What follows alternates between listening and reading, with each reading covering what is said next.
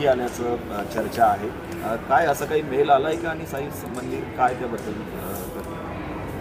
काल अजित जॅकोमोला नावाच्या व्यक्तीने साईबाबा मंदिर जे आहे ते बॉम्बने उडवून देण्याची धमकी दिलेली होती. हा मेल जो आहे तो पोलीस अधीक्षक साहेब, त्याचप्रमाणे चेअरमन मॅडम आणि कलेक्टर साहेबांना पाठवलेला आहे. पोलीस विभागाकडून जे आहे ती त्याची चौकशी चालू आहे. सोबतच जे आहे ते कालच जे आहे मंदिरचा सर्व प्रिमायसिस जे आहे ते BDDS टीम जी आहे, संस्थांची जी सिक्युरिटी एजन्सी जी आहे, यंत्रणा जी आहे, BDDS टीमकडून काल संध्याकाळीच मंदिर परिसराची पूर्ण छाननी झाली. त्याचप्रमाणे अहिल्यानगर येथून SP साहेबांनी परत एक दुसरी BDDSची टीम पाठवलेली होती.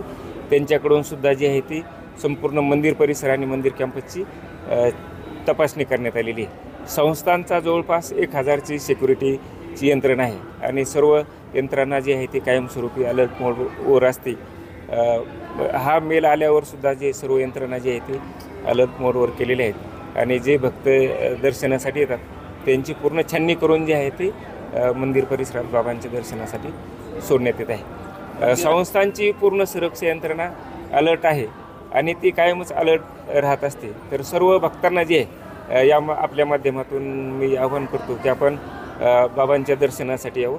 या ठिकाणी आपल्या सुरक्षेची जी आहे ती पूर्ण काळजी जी आहे ती घेतली जात आहे.